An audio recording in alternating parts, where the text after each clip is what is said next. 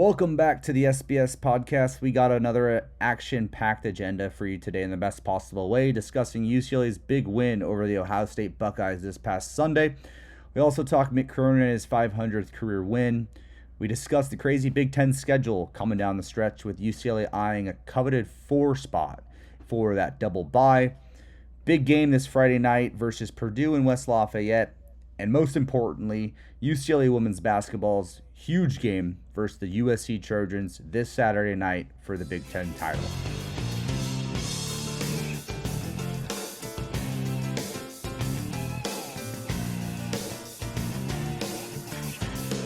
And we're back. Going to be a little bit more upbeat episode after UCLA defeats Ohio State 69-61 this past Sunday in Westwood. Kian and Kyle coming at you tonight. Ross is at his day job on a work trip, so going to provide you guys with some good content here tonight. Kian, I know you were in Mammoth this weekend. Got a chance to watch the game, I think, at a bar with some old heads, you said. Yeah, dude, it was sick. So, yeah, I was at Mammoth with my family this weekend, so couldn't be in Poly, but I took a little break from skiing around 12:45 to 1 and went to the bar there on the mountain, and there was just 3 older dudes watching the UCLA game. I just sat by them, enjoyed a beer. Yeah. It was cool. They were really into it. They were UCLA fans, right? They were UCLA fans, and let me tell you, everything we've said, they've echoed everything that's on Twitter, everything that's on the bro forums. It's everybody's thinking it. Why is Mara not playing more?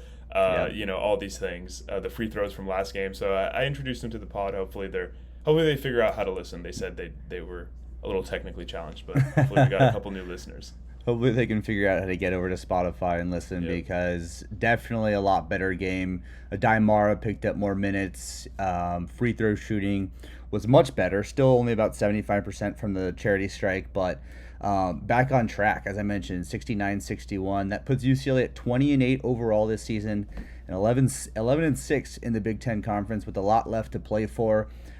Personally, I really love seeing Eric Daly getting back on track in this game. I think he made our first 3 baskets coming out of halftime, which is typically a time where Mick Cronin team sort of stalls, is coming out. We've seemed to play very slow coming out of the second half, so that was good to see. And Mara, I put on X after the game that I'm afraid that a lot of his minutes just simply came from Tyler Bilodeau being in foul trouble. But it was really great to see him out there. I mean, 1 rebound shy of a double-double, I believe. So he just makes such a big impact when he's out there. And I think Ohio State, right, they didn't have that much size. Their 7-footer Bradshaw was actually left back in Columbus. He didn't make the trip. So he definitely helped us out a ton in the game. And I thought Will Kyle actually gave some pretty decent minutes early in the first half too.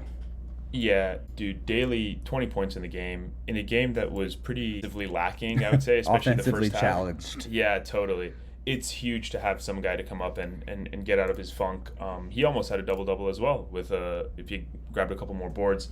And 53% from the field is just excellent shooting. He was feeling himself, and it's a good time to get confident, going into the last few games of the regular season and then the conference tournament. So yeah. But then also Mara, dude, you were saying, yeah, he was a rebound shy of a double-double, but there's a couple things that'll show up on, in the game that don't show up on the stat sheet. Just like he's 7'3", so if somebody's charging the lane and trying to get a floater over him or even taking a jump shot, it's like visually it's terrifying. One of their players hit a long 3 over him, but like outside of that, like there's not much you can do on a jump shot.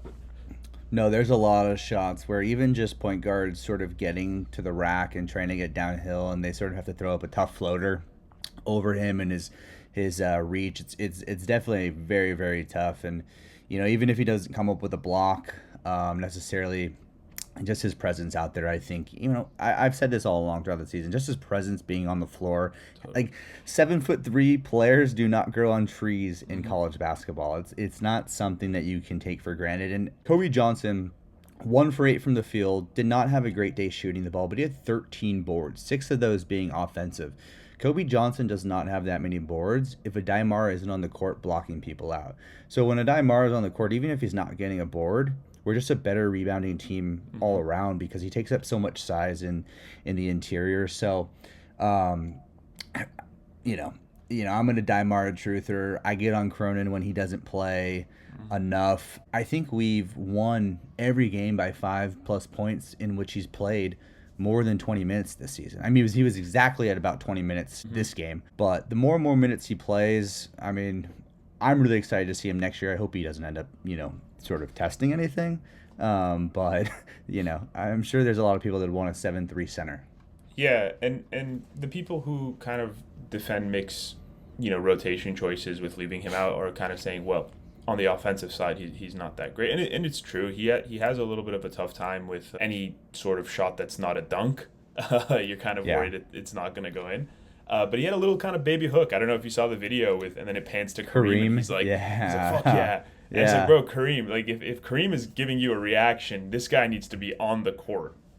We need to get Kareem out to practice to help him with that, with the sky hook. That would be pretty sweet if we had some Kareem Adai-Mara content. But speaking of legends, right? The Bill Walton game, they had a very, very awesome halftime ceremony with his family out there, and his jersey in a case. So that was cool, and obviously, Mick Cronin's 500th career win. So really just a special day all around inside of Pauley Pavilion. Even during the timeouts, I think, we're very critical about the athletic department here, but I thought they did just a great job of sort of really like remembering Bill throughout the entire game. They had timeouts where they were showing his greatest broadcasting clips, and it was just, they had the players, Dylan Andrews and players giving their favorite memories of Bill Walton throughout their sort of time at UCLA, which was really cool to hear, honestly, super fascinating.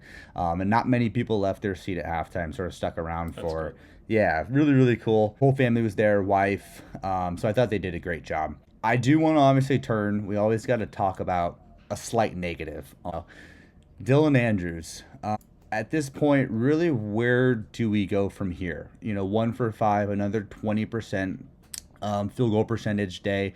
Did have 4 assists, but, as a point guard in the Big Ten Conference, Sky Clark's really been picking up his slack, but you really can't rely entirely on Sky Clark. Trent Perry didn't get any run in this game.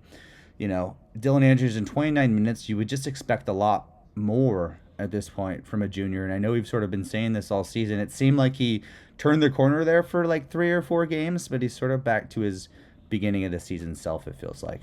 Yeah, DA, it's frustrating to watch because like then you'll see like Laz come off the bench, and Sky Clark, like you mentioned. You feel as though we have better guards that can take up a bulk of those minutes, or even get Trent some minutes, on the floor and build up his confidence. I feel like whenever Trent's on the floor, he gives his all. His effort is always He's an there. energizer. Totally. The fans like him, I just wish we would see him more. Just like he goes in for those rebounds. He dives on the floor, tries to get a tip. Yeah, some of these shot selections not good, but he's an 18-year-old freshman. Like, it'll come, and it'll only come with minutes. So, yeah, I wish we would see him a little more often. But DA, man, I don't know. It's concerning, especially kind of like the flip side of the Eric Daly, right? Going down in this stretch, he doesn't look like he has much confidence. So it's it's gonna have something's hopefully gonna have to change. I don't think it will, knowing Mick and his rotation and how he's loyal to his guys. But it's definitely concerning. Yeah, team leading 3 turnovers for Dylan Andrews, 2 boards, 2 points. And, I thought Trent Perry gave really, really good minutes in the Indiana game just about over a week ago. I think he, it sort of struggled shooting the ball a little bit, Trent Perry, but made a big 3 in that Indiana game. And I believe he also had an and one in that Indiana game. And he is our best free throw shooter as well. He's shooting around, I want to say, like 90% from the line. Oh, hell yeah. Yeah, so hoping that he can get some run time down the stretch because, I'm hoping for a big sophomore season from him. But I do want to just touch on Mick as well. 500 wins. He's the youngest active coach to have 500 career wins. 69 wins at Murray State, 296 wins at his alumni Cincinnati, and 135 wins and counting at UCLA. You see a lot of Mick Cronin hate from time to time on social media from UCLA fans, I'm a Mick Cronin loyalist, and I love the edge that he brings to this program. But do you think that Mick Cronin is UCLA's coach for the next 5 to 10 years? Is he, a guy that's going to stick around?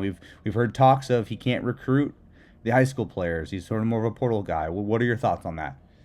The college It's a long landscape has, time. yeah, and it's changed so much in the last 5 years. So who knows where we're going to go in the next 5 years, and if we're going to go towards the super conference or whatever. But thus far, I mean, Mick is one of a few coaches really embodied the university. I have to give him credit for that. And Yeah. from a fan's perspective, yourself, me, Ross, and all of our listeners, it's really cool to see somebody who really cares about the school and the legacy of the school and honoring the legacy of the school and the important things that come with that and the tradition.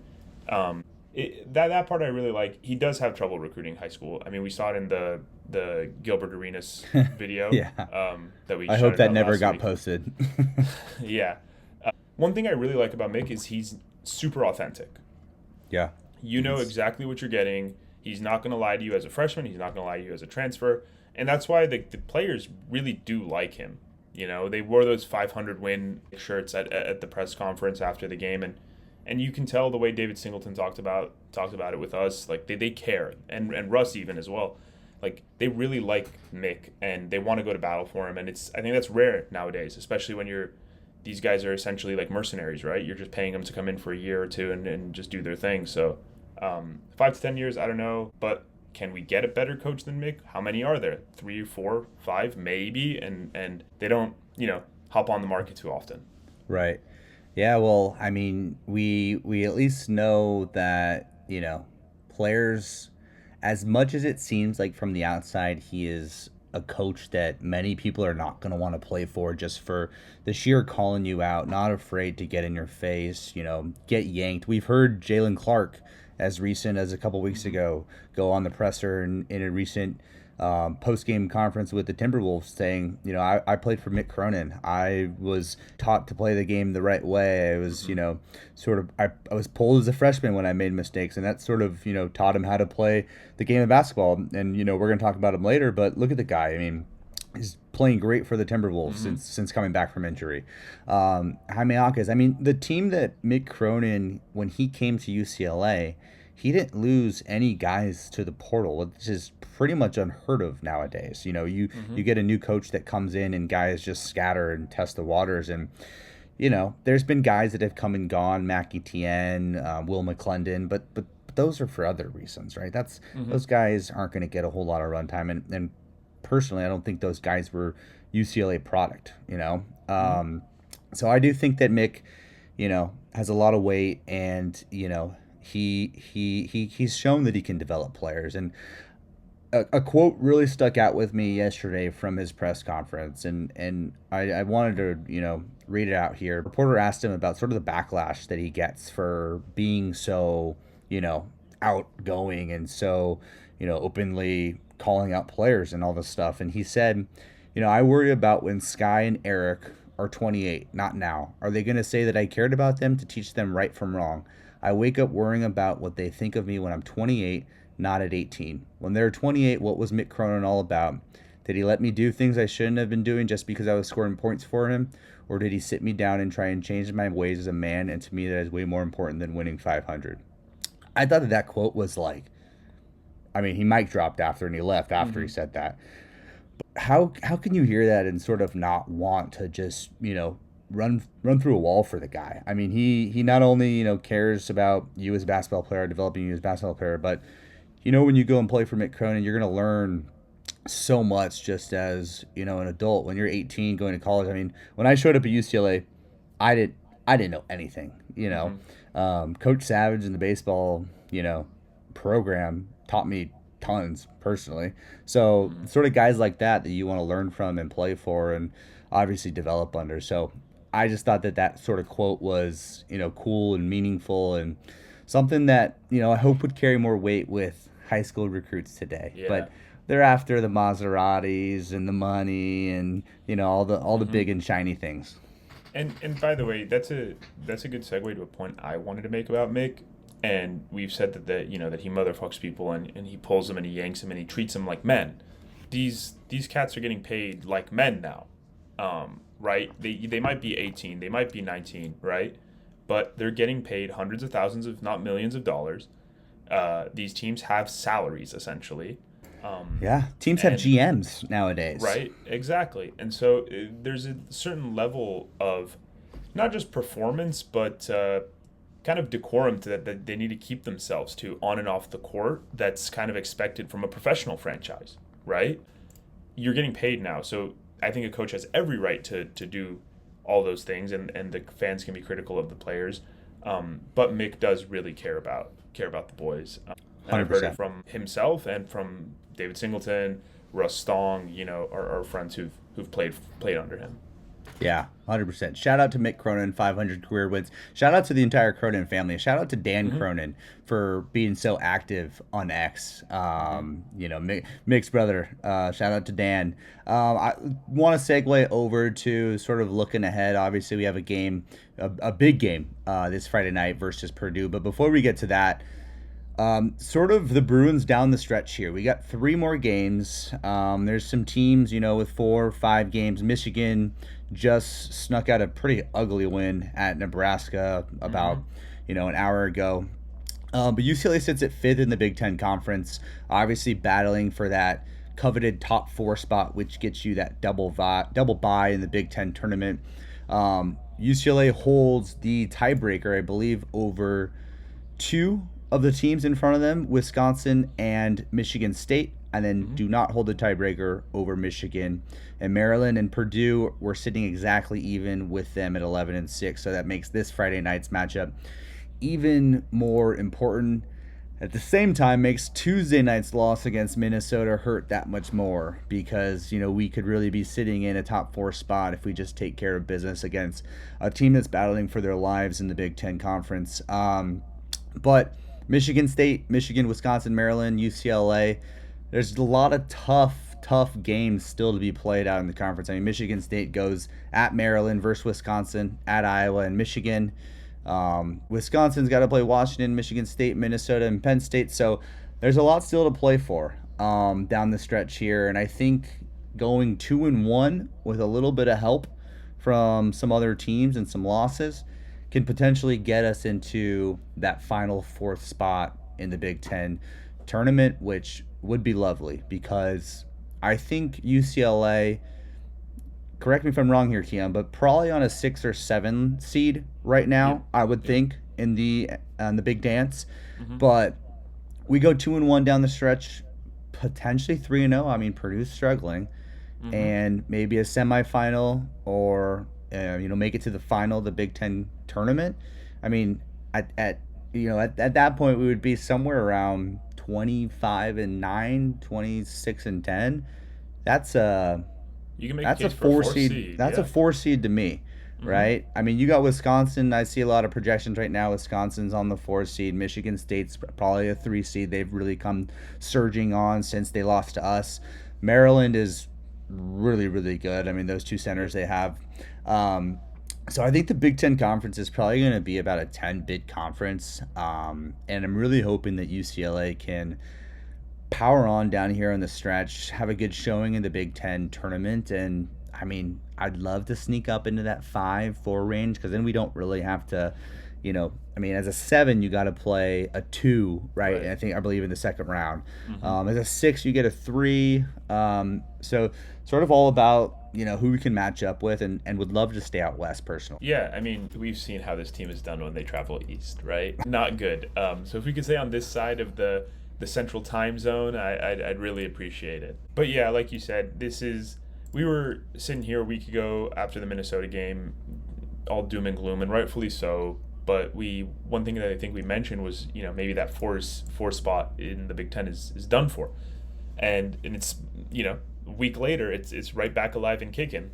So I think that just goes to show that how wild and competitive that this league is. That everything can change in a matter of a week. Purdue, who was by a lot of people expected to win the conference regular season at least, just goes on a 4-game losing streak and doesn't have a easy rest of the schedule. So yeah, I think it's all to play for, and you're gonna get good minutes. You're gonna get good minutes out of everybody. Nothing's a cakewalk. USC is obviously going to be a rivalry game, and that's going to be electric that it always is. Northwestern has the potential to be kind of like a Minnesota game, so you can't. I see that as a trap game out of the the three remaining. Purdue, yeah, theoretically, like I'm okay with losing it, but good teams. It's a very winnable game. I mean, now yeah. Right now, more so than 2 weeks ago, it is a way more winnable game. But it is the John Wooden Bowl. It'll be really cool, and they have a really good atmosphere. Haven't interacted too much with Boilermaker fans, so gonna be interested to see what's that like on the Twitterverse. I'm sure we'll get into it with them like we are with a lot of fans. But I mean, just to your point of how ridiculously competitive the Big Ten Conference is, and just you don't know what you're gonna get on a night in, night out basis.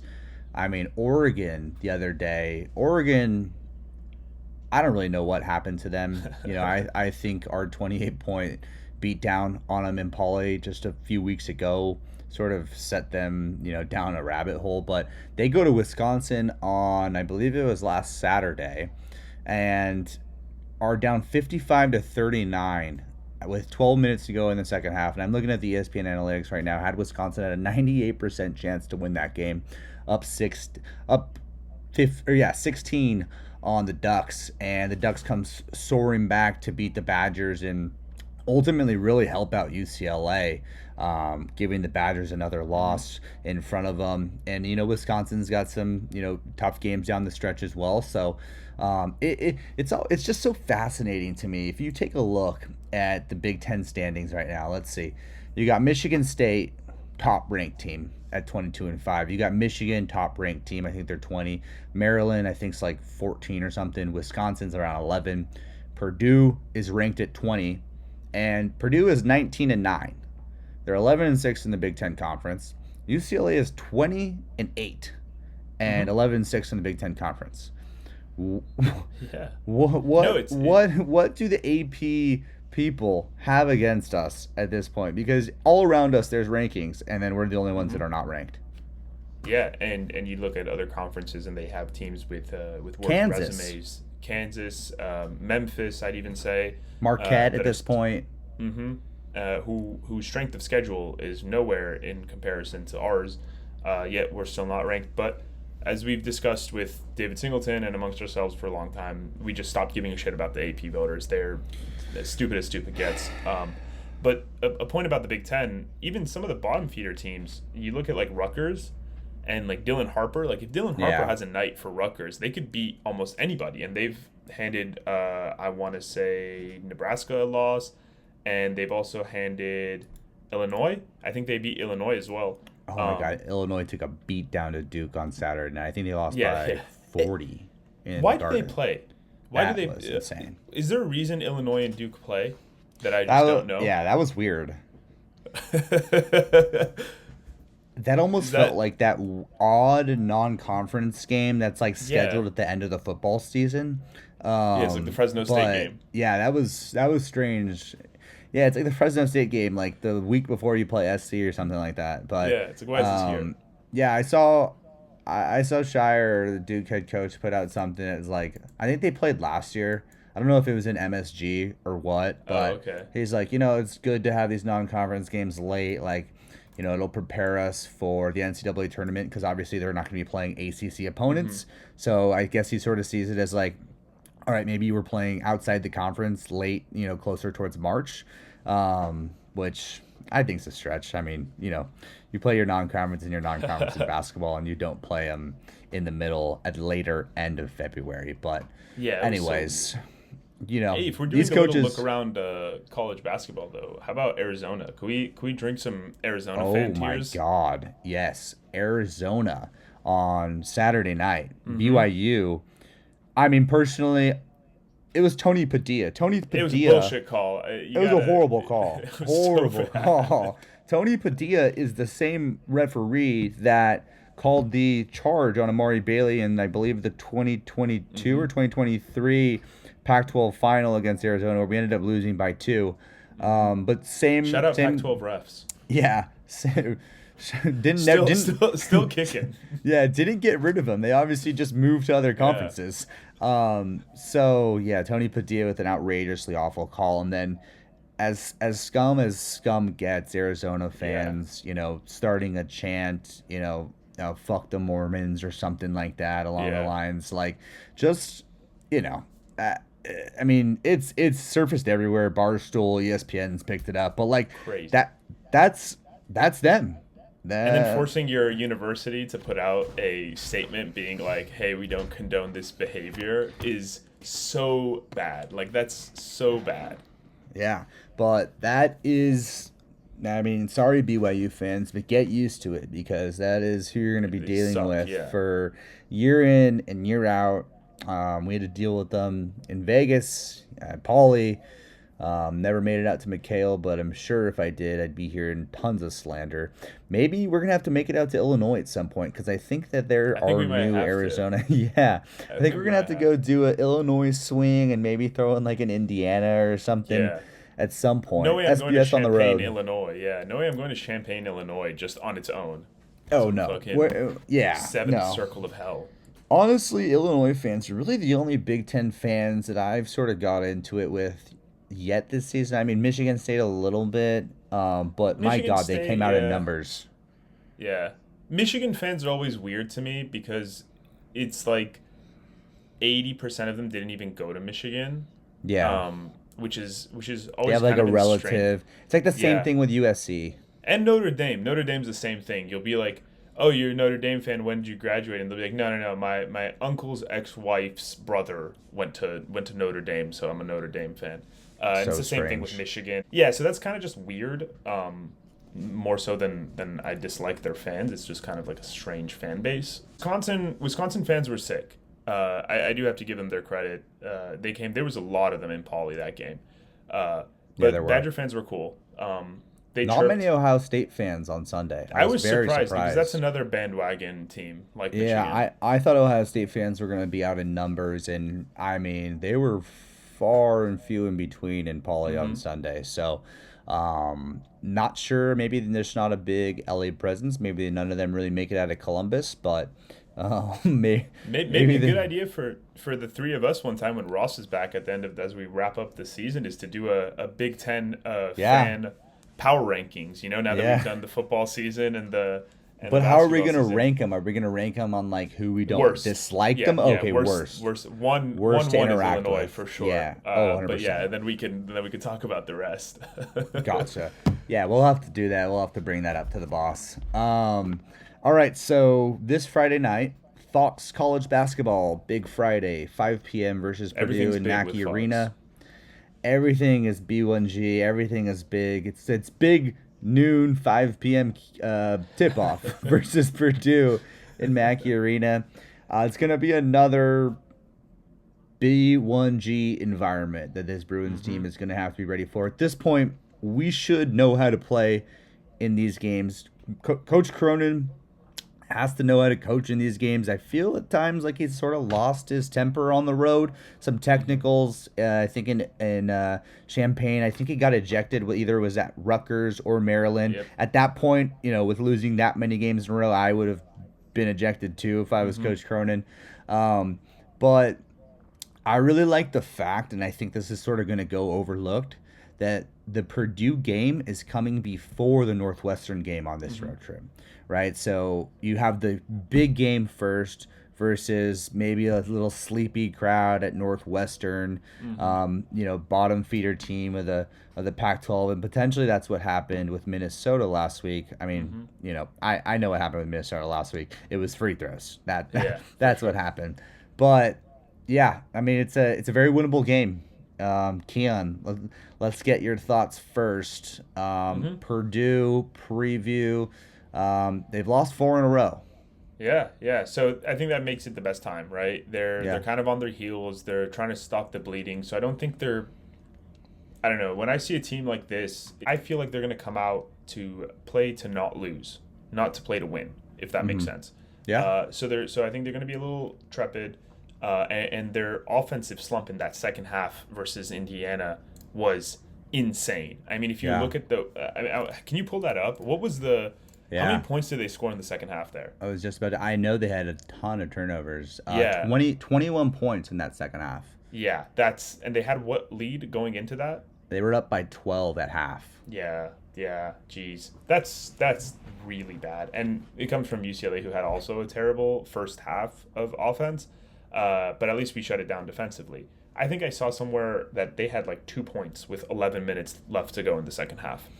So I think they're a little in their heads, which is good for us. But they're a good team, so obviously they could turn it on. Yeah. But yeah, I mean, if you give me a 5 point spread, which I think is what it's at right now, 5.5, that tells me, hey, it's college basketball. It's the Big Ten. Yeah. You've got a shot. So Yeah. I like the Bruins. If we can pull out a win, I would be ecstatic. If we can keep it close, I'll be happy. 100%.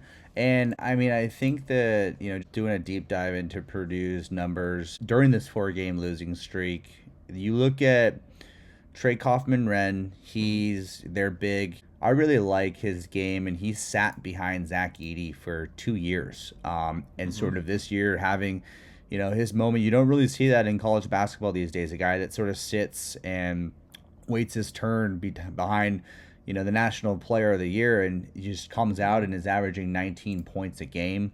Braden Smith is their catalyst guy, point guard for Purdue, 16 points a game. I think he's the front runner for the Big Ten player this season, but he's really the catalyst, and he's been inconsistent as hell during this 4-game losing streak. The last 2 games, I think he averages about 2.5 turnovers per game. He's turned the ball over 6 times in the last 2 games. Not shooting it as well. And honestly, Purdue as a whole, the team, 16 turnovers against Indiana, most of them in that second half, and just sort of hitting a rut offensively the last couple of weeks. And I think that UCLA could be getting them at a really good time here, because we obviously know that we can stall as well from time to time for many minutes. And if we can catch a Purdue team that is turning the ball over, we're playing good defense, maybe we make some shots, we rebound well.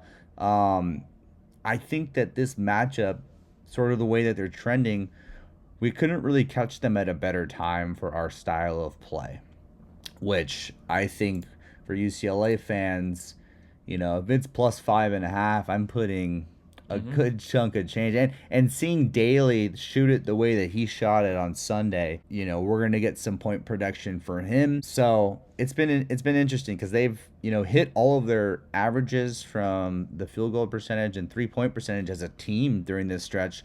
But it really has been Braden Smith that's been the one that has turned the ball over at a high rate, shot it not as well as he usually does. And the team numbers, just from just him not playing as well, have really, really depleted. So Ken Palm's currently got this at a 72-67 prediction for a Purdue win. I think ESPN Analytics, or whatever the hell they get from that, is got it at 68% Purdue win. So should be an interesting game. I was really hoping that Carlson was going to have this game. This would be a good one, yeah. This would be a great one. They had the Indiana Friday night Fox 5 o'clock a couple weeks ago. I'm assuming there's got to be something, maybe like a Laker game or something Friday night that they'll be showing. But it would have been cool to see Coach Cronin going in on the sidelines again. Yeah, this is a big 3-day stretch for UCLA Bruin athletics, right? You got Huge. Friday night Purdue for the men, USC on Saturday for the ladies, and then UCLA baseball against USC on Sunday, right, at Jackie.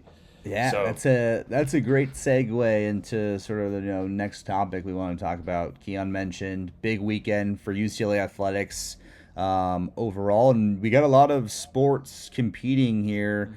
At the end of their seasons and also at the beginning of their seasons. UCLA women's basketball, I believe, moved up today to number 2 in the AP poll, which is bullshit. They should still be 1. I don't know how you put a Texas team. I mean, is what it is. They're in the SEC, so they're gonna get the upper hand, no doubt. But I caught the back end of the Iowa game, sort of a nail biter. I think 67-65. There was a blocking foul called at the end of the game that was sort of questionable in my opinion, even as a UCLA fan. But went to the line. We sunk 2 big free throws. I believe it was the freshman. I believe it was our Solo, if I'm pronouncing that correctly. Assuming that UCLA takes care of business Wednesday night at Wisconsin, who's 13-14. The rematch this Saturday at 6 p.m. in Pauley Pavilion will be for the Big Ten title. That's obviously assuming that we beat Wisconsin. So my key to next Saturday night is just not letting Juju score. What she have 30?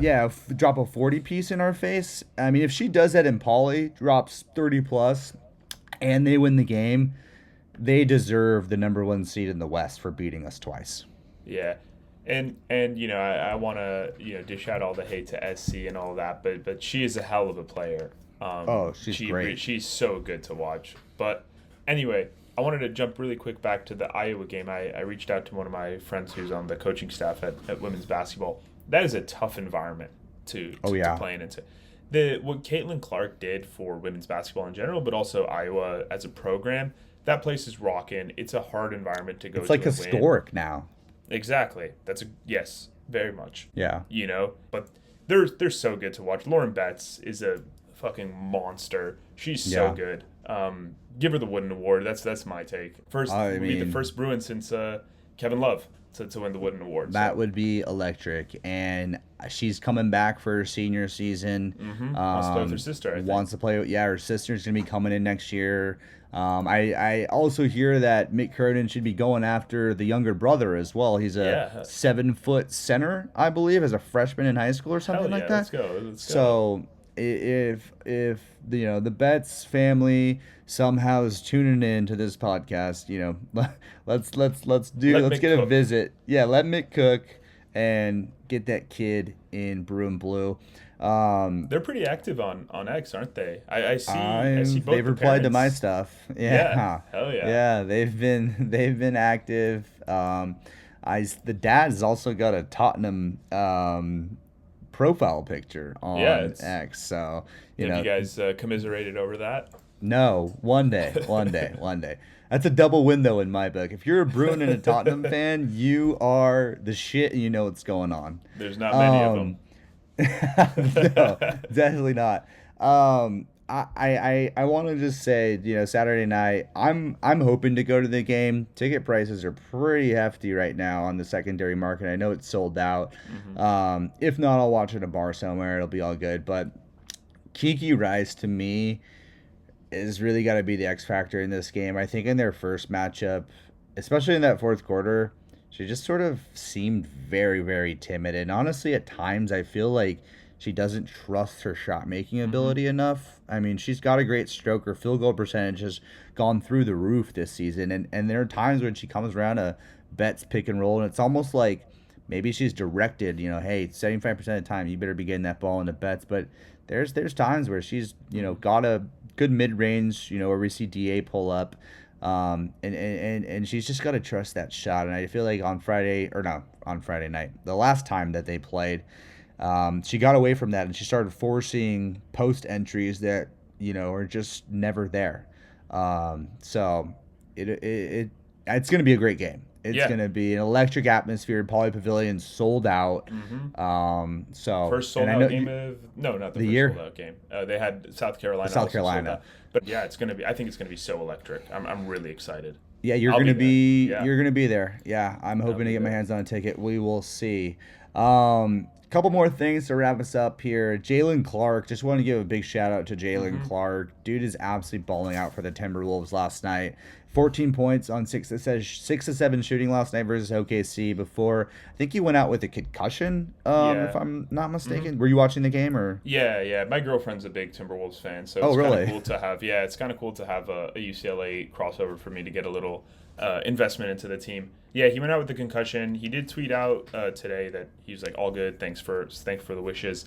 But he was shutting down Shai Gilgeous-Alexander, who's an MVP candidate in the league. So yeah, that's that could be the difference. And until he went out, he had more points than Anthony Edwards. So he was also producing on the offensive end. So yeah, really cool to see J-Rock doing his thing in the NBA and kind of the country seeing what we already knew. Yeah, yeah. I mean, he's also sort of doing what he's best at. He had 4 steals last night Hmm. on the box score. I did catch the game. Do you know how what point did he go out?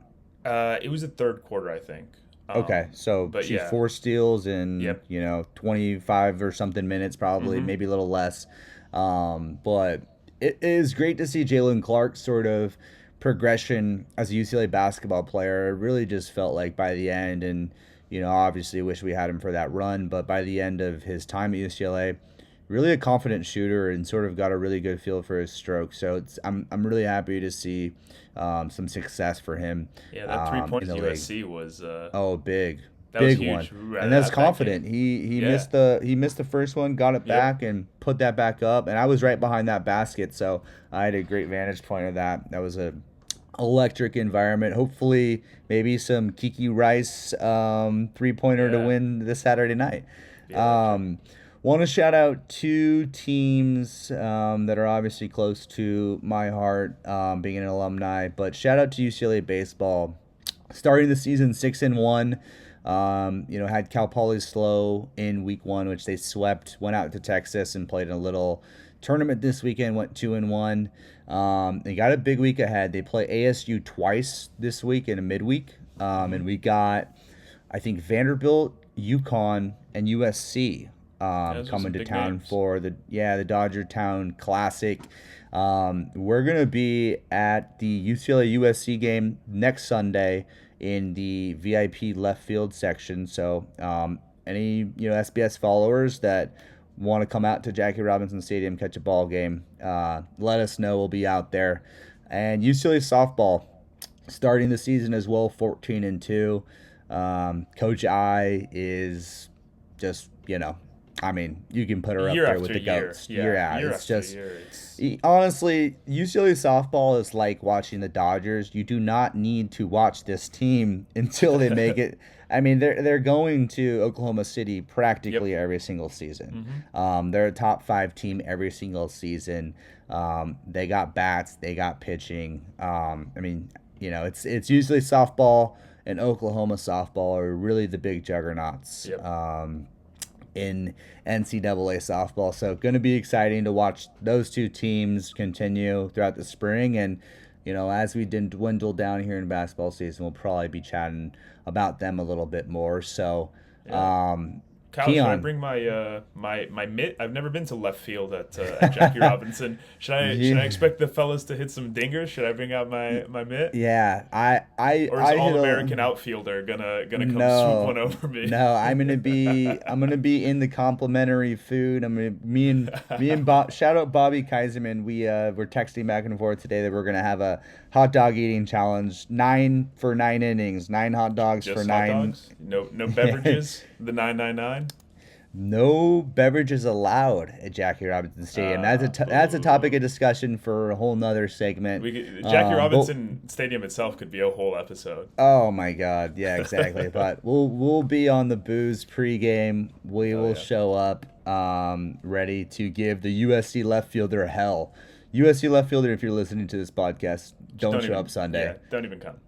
Don't get on the don't bus. even don't get on the bus Sunday. You are going to go through it. So, all right, ladies and gentlemen, we'll come at you next week. Ross should be back. So, but anyways, go Bruins! Big week ahead, and let's get some dubs. Let's do it. See you guys.